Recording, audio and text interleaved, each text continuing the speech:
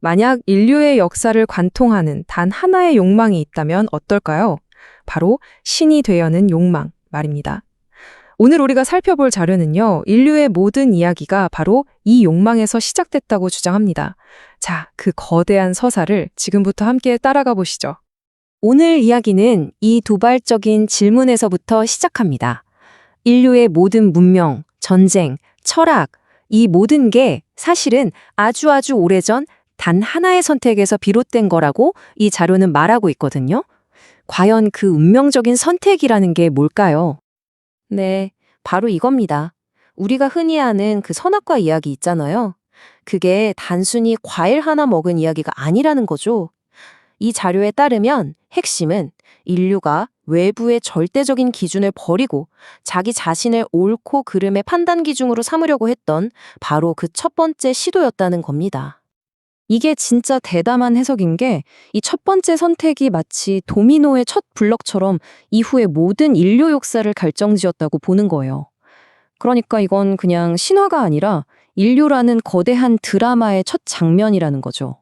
자, 그럼 이런 주장을 뒷받침할 만한 증거가 있어야겠죠? 지금부터 철학과 사상의 흐름을 따라서 그 흔적, 그 지적인 계보를 한번 추적해 보겠습니다.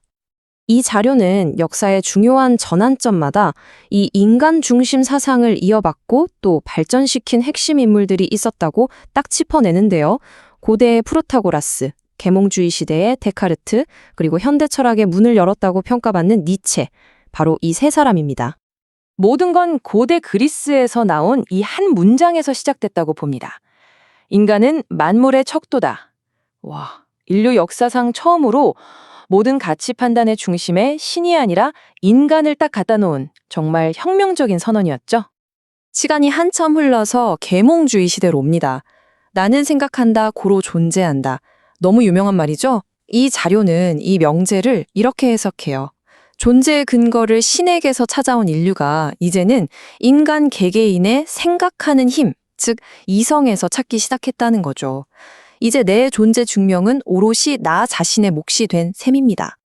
그리고 마침내 이 지적인 여정의 끝에서 니체가 이렇게 선언하죠. 신은 죽었다. 이건 단순히 신이 없다는 말이 아니었습니다. 신이 앉아있던 그 텅 빈 왕좌에 이제 인간이 올라서서 스스로 모든 가치를 만들어내야 한다는, 어떻게 보면 인본주의의 가장 극적인 최종 선언이었던 겁니다. 이런 인간 중심 사상은 철학에만 머무르지 않았습니다.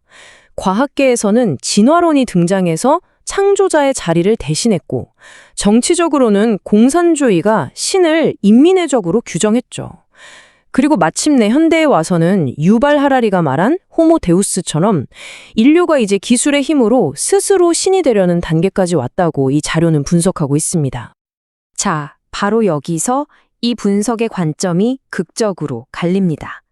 지금까지 우리가 살펴본 이 역사를 보통 세상은 뭐라고 부르죠? 진보, 인간 해방, 문명의 진화라고 부르잖아요. 하지만 오늘 우리가 보는 이 자료는 완전히 다른 이름을 붙입니다. 그건 반역이고 도둑맞은 왕좌이며 아주 오래전 그 속삭임의 반복일 뿐이라고 말이죠.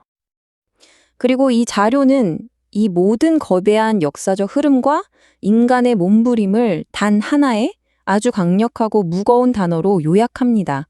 바로 죄입니다. 여기서 정말 중요한 게 이 자료가 정의하는 죄의 개념이에요. 우리가 생각하는 것처럼 그냥 도덕적으로 나쁜 행동, 그런 걸 말하는 게 아니고요. 원래 주인을 밀어내고 내가 그 자리를 차지하려는 근본적인 반역 행위, 그 자체를 죄라고 부르는 겁니다. 그렇다면 이 반역의 역사 말고 다른 길은 정말 없는 걸까요? 이 자료는 있다고 답합니다. 바로 은혜라고 하는 우리가 걸어온 길과는 완전히 다른 새로운 길을 제시하는데요. 지금부터는 그 길을 한번 따라가 보죠. 이 자료는 은혜의 길을 몇 단계로 설명하는데요. 첫째, 인간은 스스로 자신의 성태를 깨달을 수 없기 때문에 어떤 영적인 존재가 그 진실을 알려줘야만 한다. 둘째, 그 부르심에 응답하도록 선택된 사람들은 마치 눈앞에 장막이 걷히는 것 같은 기적을 경험한다. 그리고 마지막으로 이 모든 구원의 과정이 내 노력이나 선택의 결과가 아니라 전적인 선물, 즉 은혜였다는 걸 깨닫게 된다는 겁니다. 여기서 정말 흥미로운 주장이 나와요. 이 두 개의 길이 완전히 별개가 아니라 같은 시간 속에 동시에 존재했다는 겁니다.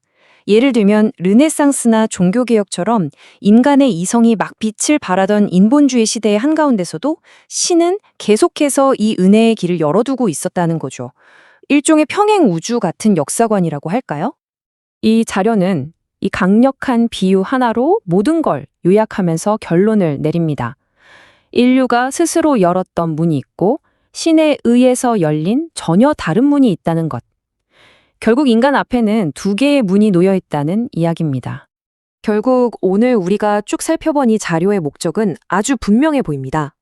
현대사회가 죄라는 단어의 무게를 잃어버렸다고 진단하고 그 본래의 의미, 즉 신을 향한 반역이라는 관점을 다시 한번 제대로 보게 하려는 시도라고 할 수 있겠습니다. 자, 오늘 우리는 한 자료를 통해서 인류의 역사를 신이 되려는 욕망이라는 아주 독특한 렌즈로 들여다봤습니다.